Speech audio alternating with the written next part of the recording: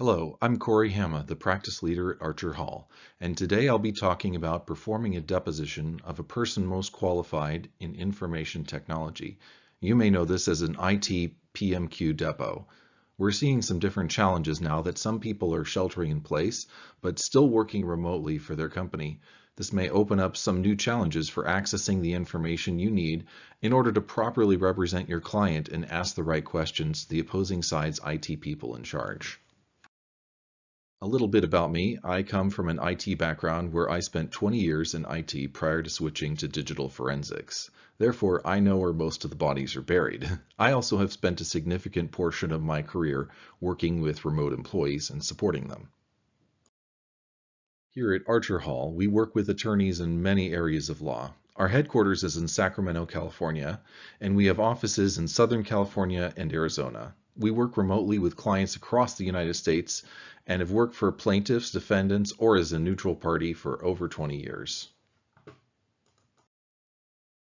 So about this person most qualified for IT, you may know that this person is involved in the computer side of the business, but you may need to identify them by their title.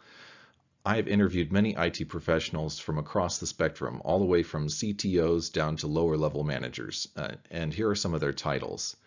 The current trend is to bring on an external company to manage the technical aspects of the organization. So sometimes we call this managed IT firm or a similar name. They may be located in the same state or country, or they may even be located in a different country altogether. Depending upon the structure of the managed services organization, you may need to target someone who is a little closer to the project, meaning to the opposing side's actual management and operations. This may mean some research on LinkedIn or look into other depositions with managers at the company to find out who is their primary point of contact at the managed IT firm. So you're ready to ask them all these questions about the information. You're planning to follow this as far as you can take it. However, there are limitations. You're limited to your own knowledge on the subject, and the PMQ is limited to what they know. With the way employees are empowering themselves to use outside services, the information you receive from the PMQ may be outdated or incomplete. If an employee wanted to discuss something and they were worried about repercussions later, wouldn't they want to use an outside service to do this? Maybe text messaging on their smartphone or a special app.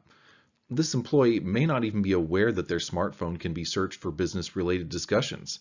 It only takes one employee to admit to communicating using their personal device to open the door to analyzing other employee personal devices.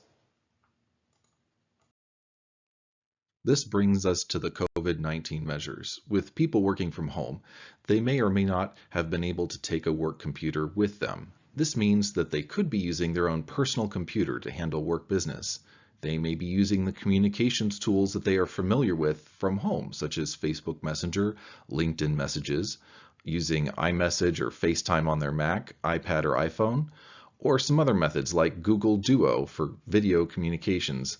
Each communication method leaves its own breadcrumbs in history, and most of these require digital forensics to successfully translate into a cohesive history of communications, documentation, and actions.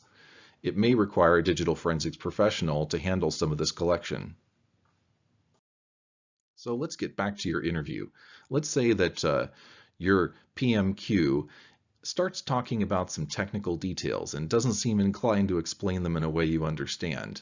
Or maybe they start talking about a type of technology you haven't heard of and you're having a difficult time wrapping your head around it. I often find that technical managers are well accustomed to spitting out jargon to satisfy their supervisors and snow them, and they may find this is an opportunity for them to snow you with incorrect or inaccurate information, and you don't know where to start. All these issues can be solved by making sure you have the right people on your team to pass you the right questions and follow-up questions. This is something ArcherHall can help you by performing it remotely or in person after the shelter in place has been lifted. Give me a call and I'll talk to you about our options and how we can assist you with your challenges. This is just a reminder that our initial consultation is at no charge. If it sounds like you need help that we can't provide, we'll send you to the best experts we know. I'm Corey Hamma, and I'll talk with you soon.